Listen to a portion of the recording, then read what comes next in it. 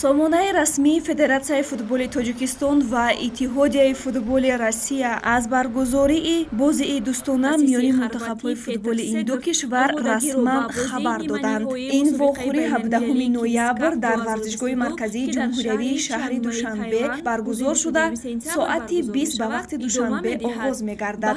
Ин бори аввал аст ки тимҳои миллии Тоҷикистону Русия бо ҳам вомехӯранд. Ёдовар мешавем ки дар радабандии Федератсияи байналмилалии футбол мунтахаби Россия дар зинаи 33-ум ва тими миллии Тоҷикистон бошад дар мавқеи 108-ум ҷой гирифтанд.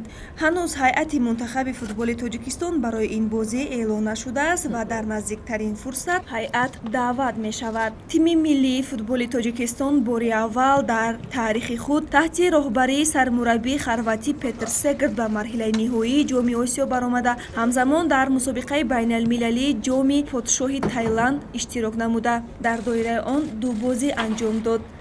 Дар вохӯрии аввал бар тими Тринидад ва Тобаго бо ҳисоби 2-1 пирӯз шуда, дар бозии ниҳоӣ аз рӯи силсилаи пеналти бар тими миллии Малайзия пирӯз шуда буданд. Рақобати рафиқона бо тими миллии Русия барои дастпарваронии Петр Сегрд як марҳилаи омодагӣ ба марҳилаи ниҳоии ҷоми Осиё ба ҳисоб меравад.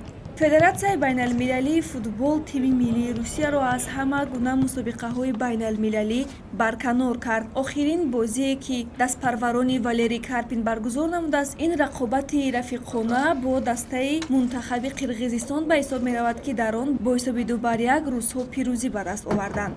Қаблан расонаҳо менавиштанд, ки якачини футболи Русия барои нигоҳ доштани ҳолати физикии худ бо дастаҳои Узбекистон, Эрон, Босния ва Герцеговина низ бозиҳои дӯстона баргузор кунад.